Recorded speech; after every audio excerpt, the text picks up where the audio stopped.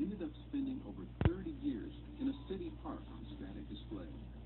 Harold rode it into the park, set the brakes, and said goodbye, never thinking he would see his old friend steaming down the tracks again. But a touch of fate in 1986 would reunite them again. A bunch of businessmen in downtown Chehalis said, we've got this steam engine sitting in the park. Let's see if we can organize something to be a tourist attraction for the area. Harold and several others of the volunteers pulled the engine out of the park and spent the next 2.5 years rebuilding it. I was the first one to light a fire in it after we brought it back to life.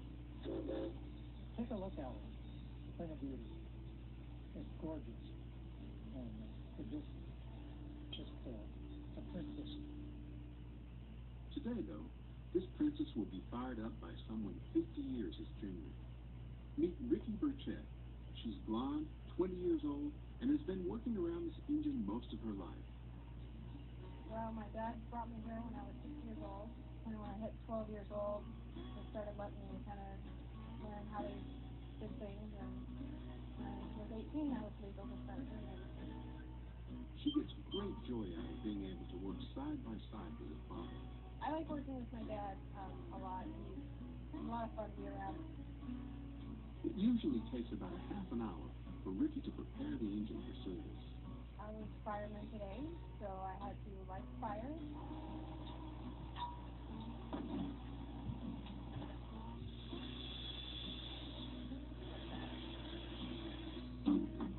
And then I'll go and hook up the water hose and get the water going. And then I'll climb up and treat the water with a boiler treatment. I also have to grease around for the rods. Then I go inside and watch the fire until we're ready to move.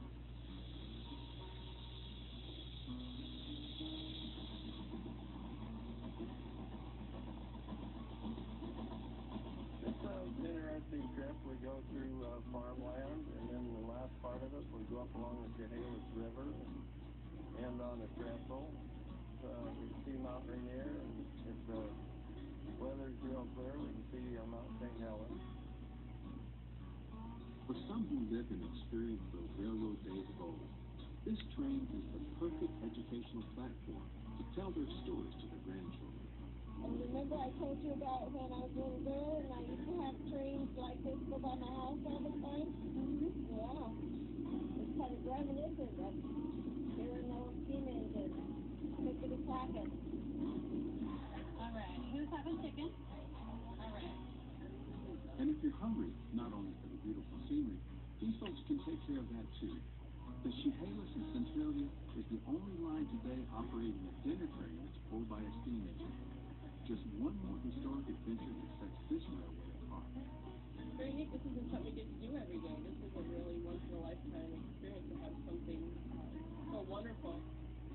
And something else that is wonderful about this trip is the open-air cars. It's a great place to step out after your meal and digest the sights and sounds of the valley. It's very nostalgic, and the scene depicts my face. It's just great. It's open. It's a beautiful day. It's just really enjoyable. I think it's really important for our kids to see what it was like in the past. Both of the little boys loved choo-choo trains, and we wanted them to ride on a real live historic train. And for the volunteers that spend countless hours working on this railroad, they too have a passion to make every trip a once-in-a-lifetime journey for its patrons. Passion is an excellent word for it. It's part of it. We give up everything else in life just to make sure this thing runs and people can enjoy